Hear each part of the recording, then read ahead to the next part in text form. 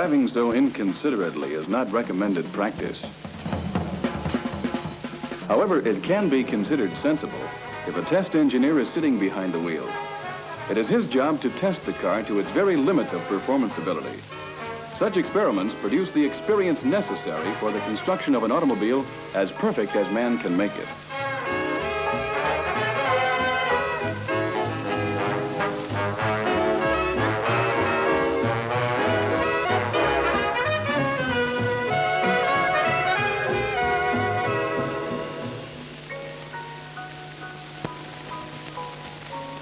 Somewhere in Europe lies one of the test areas for a new car.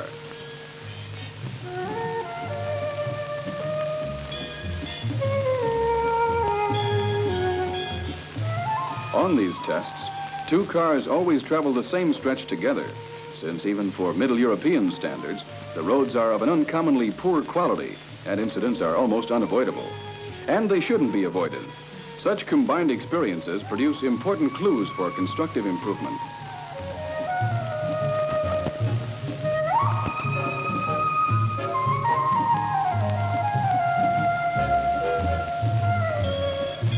A case in point, night driving on a treacherous mountain road.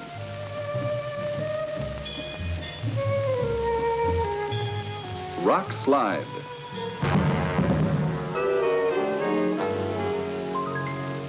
The first car has taken a hard jolt against a large boulder. A quick estimate of the damage is made, but in the darkness, a thorough examination is impossible.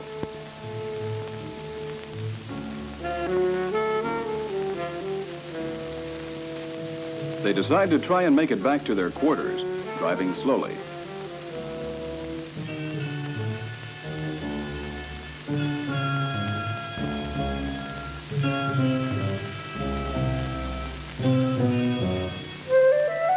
The next morning, a thorough examination is made. No serious damage, just a couple of scratches. However, as a result, the engineers discover that the brake line, in its present location on the anchor plate, is exposed and could very easily have been damaged.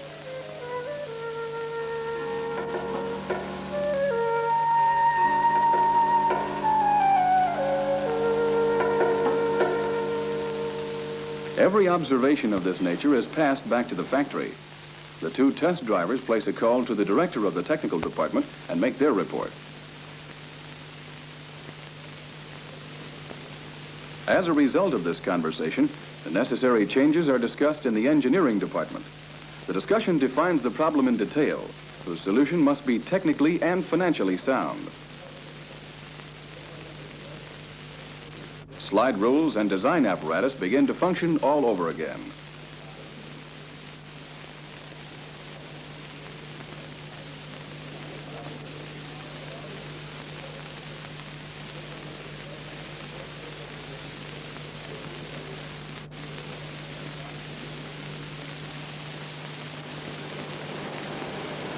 A few days later, a constructive change has become a reality in the workshops of the experimental department. A rear axle is equipped with an improved anchor plate.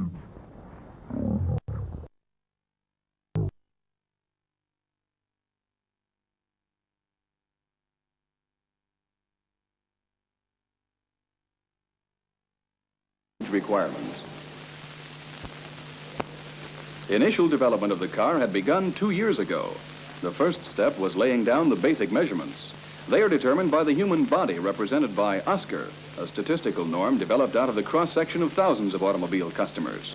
Problems appear as schematics in red plexiglass. It looks like an abstract figment of the imagination, but it's not. Behind Oscar stands the man who buys the car. His needs and wishes decree every individual step taken in the styling department. Sufficient shoulder room, for example, is a necessity. But the car may not increase in width. A difficult problem elegantly solved with curved side glass. Economy and roominess. Lower price and higher performance. All contradictory requirements. However, they must be brought into balance so that the new car will become the choice of hundreds of thousands of customers. This choice will first be made some 3 years later when the finished product first rolls from the assembly line. And what are the thoughts of the customer?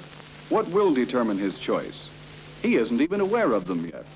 But the engineers and the stylists of the development section have to predict them.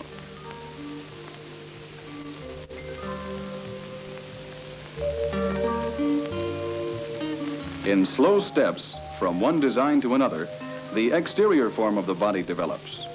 The final conception crystallizes out of 100 sketches.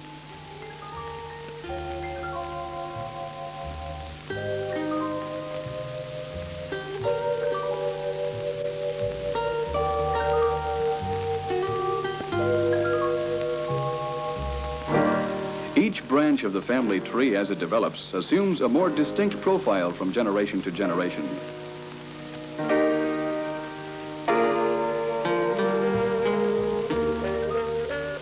Now the 3/8 scale clay model, whose form has thus far existed only on paper. It is the first three-dimensional model.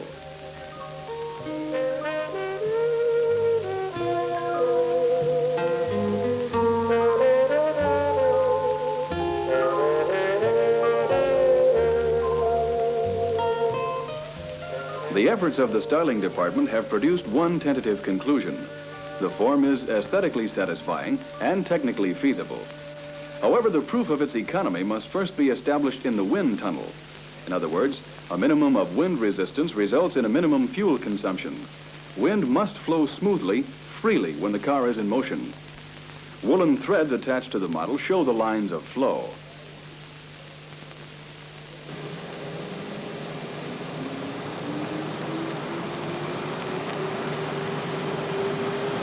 Too much motion is an indication of turbulence, and a measurement with the precision scales verifies it. Wind resistance is still too great.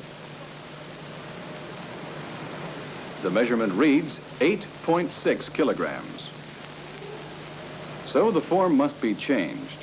A specialist from the experimental department knows where the weak points of a form lie, and he knows the reason for an unfavorable wind flow. The edge on the hood is removed.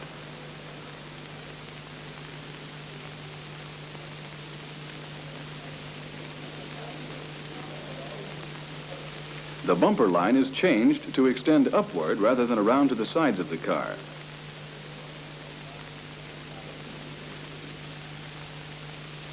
Finally, the protruding nose on the fender is rounded off.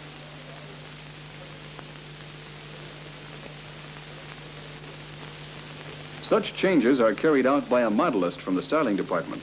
The elegance of the lines must remain intact.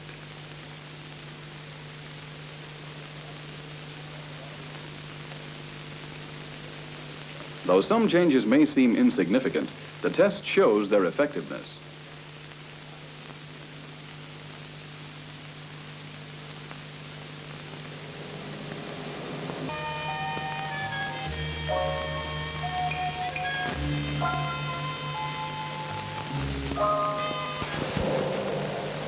In the woodworking shop, mahogany forms are made from drawings supplied by the design department.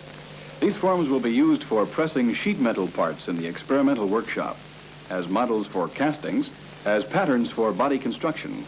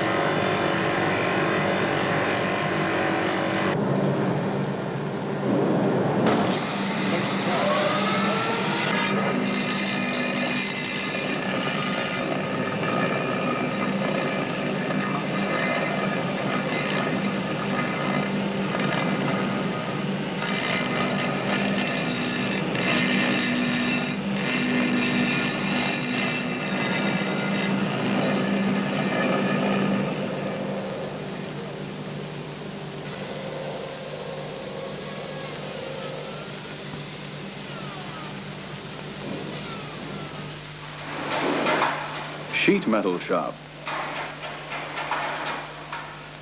A headlamp frame is being pressed.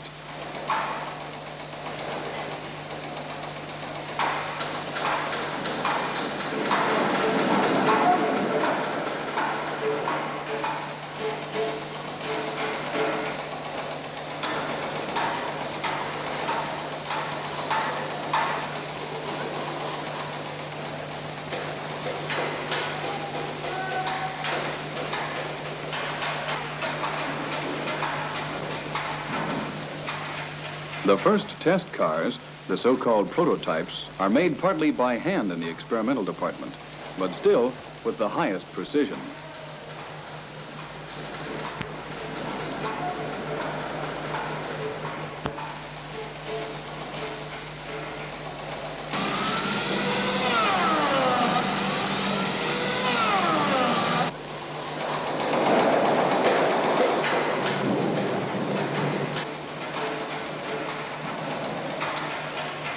The succession of work cycles in the experimental workshop is in principle the same as that in actual production later, since experimental production serves, among other things, to make certain that the new car can be mass-produced without difficulty.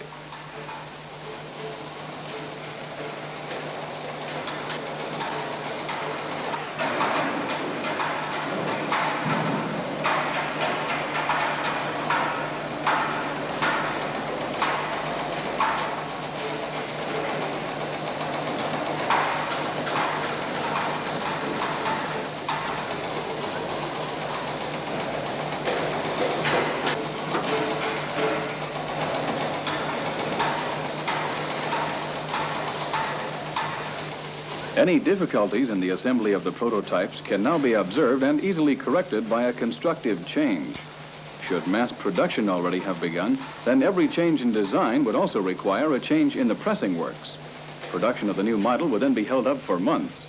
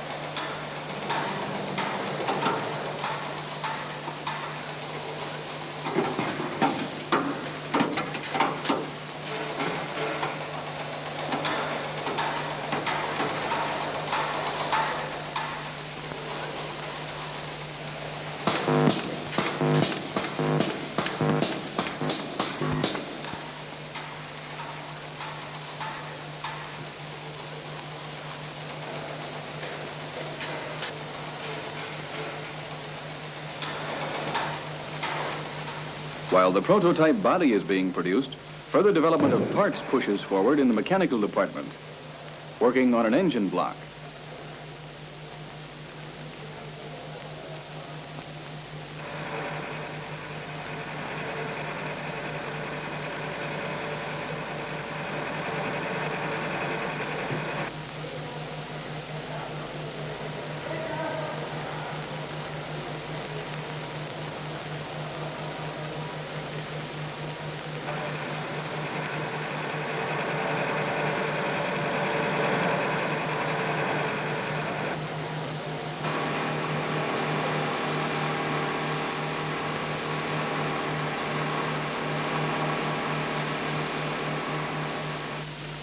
In the experimental workshop, the chain of problems never ends. Every newly designed automobile requires special tools for its construction. These also must be redesigned. Individual inventions and original ideas are a daily requirement for the workers here.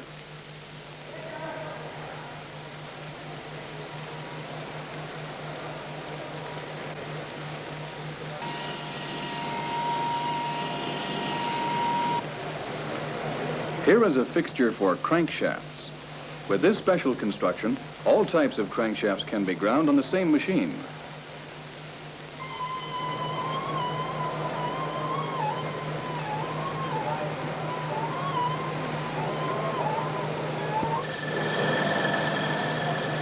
Precision work is essential to every modern factory. But in an experimental workshop, this requirement deserves even more consideration. Prototypes are the means of testing the quality of the construction.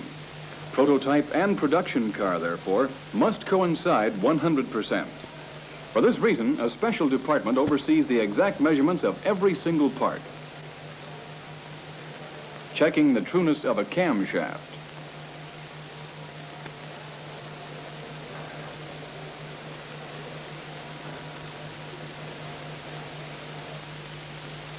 measuring the eccentricity of a brake drum,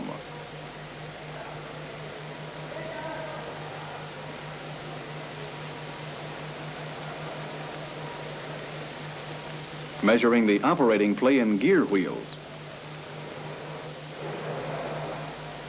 the measuring of smoothness,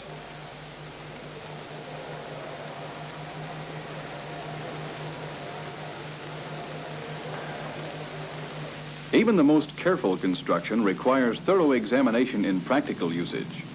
The length of a test drive must correspond to the normal lifespan of an automobile. When improvements are made on a car on the basis of information and results gathered, the tests then must be repeated. That means the same stretch must be driven again. Of course, this kind of testing would last for years. The engineers, however, have outwitted Father Time by bringing the road into the laboratory. Here's how it's done. Measuring and counting devices installed in a car with the help of the physical senses of touch record all the demands placed on a car during travel. When the plunger is moved, a feeler sends electrical impulses to the counting device on the rear seat. The feeler or transmitter is fastened to the rear spring underneath the car. In travel, the bumps force the rear wheels upwards.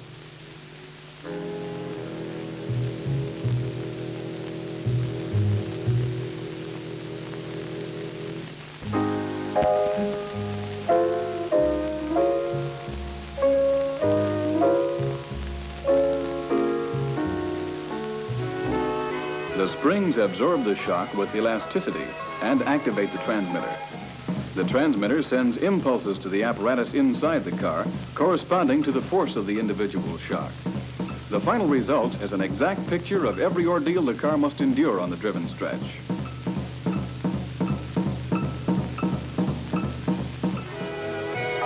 For the actual tests, one certain characteristic stretch is driven. It's only 60 miles long, but it encompasses the normal life of an automobile on Autobahn, in city traffic, and on secondary highways.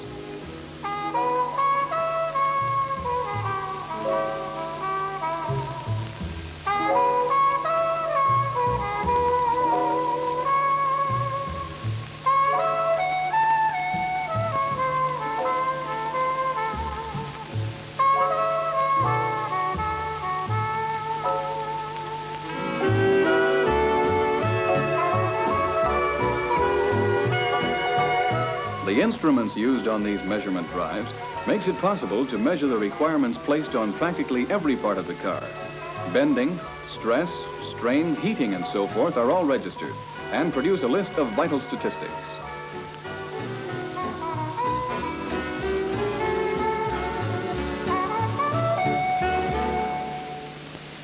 In the technical data department, the results are analyzed and transposed so that they correspond to a driven stretch of many 100,000 miles.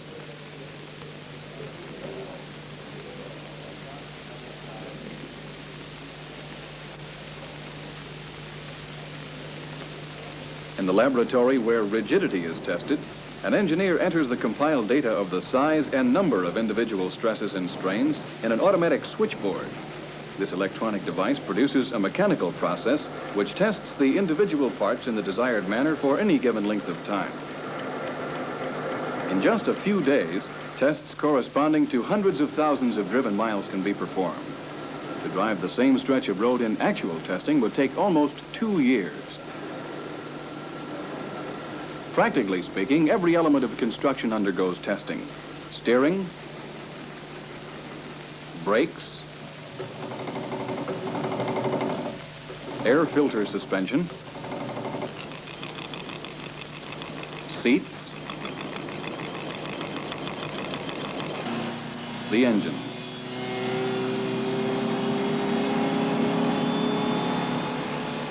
Innumerable tests must be made before a design idea is developed into a product ripe for production.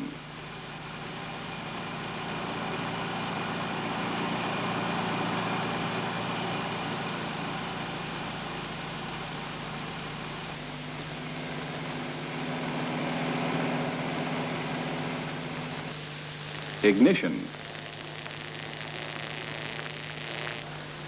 instruments,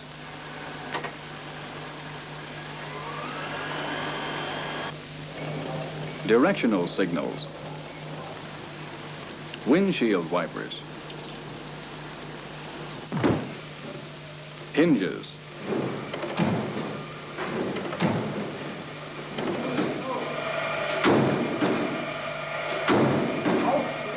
hoods, doors, and the windows.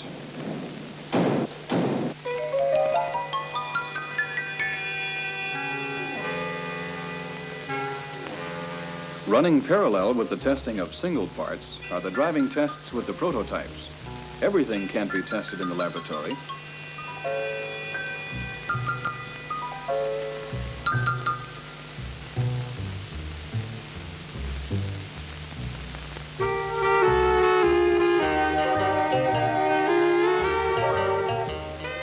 Individual parts already tested in the laboratory still have to be put to practical tests, for it's very possible that their collective functions in an assembled test car could produce different relationships. The prototypes are tested lie in all climatic areas, from the tropics to high alpine regions. Following its production, the car will have to be as dependable on the sands of the Sahara as on the icebound seacoasts of the far north.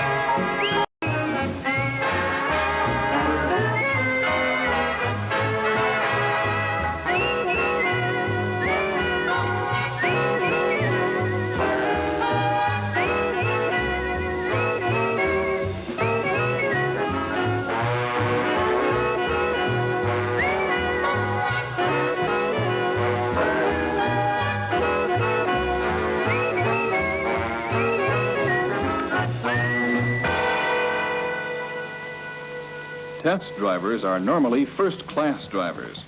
For this very reason, their job is now not only to put the prototypes to every test imaginable, rather to drive them roughly and without consideration. In any case, to drive them under conditions which would never be expected of a mass-produced vehicle in the hands of a customer.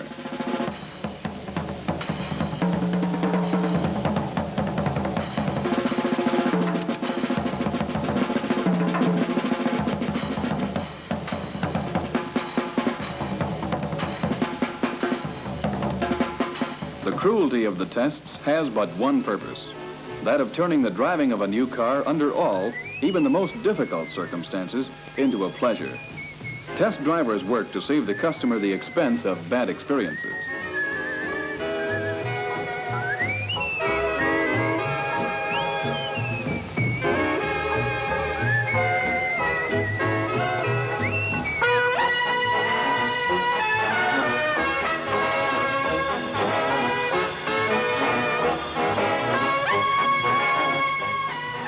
The test driving slowly comes to a close.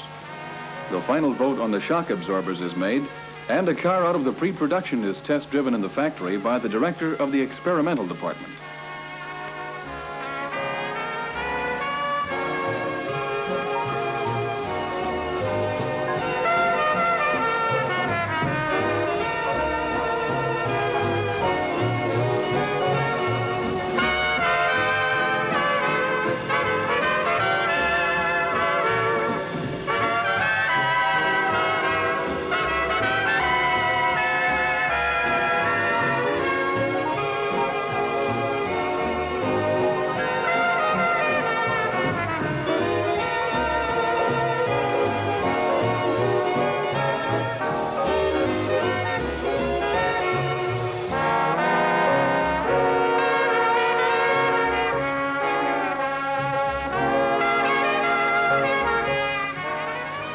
3 years' work has been worthwhile. The date for the beginning of mass production has come.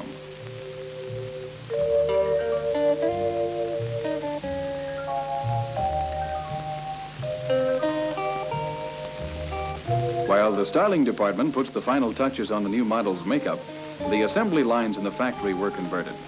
From now on, a new automobile will be born every minute.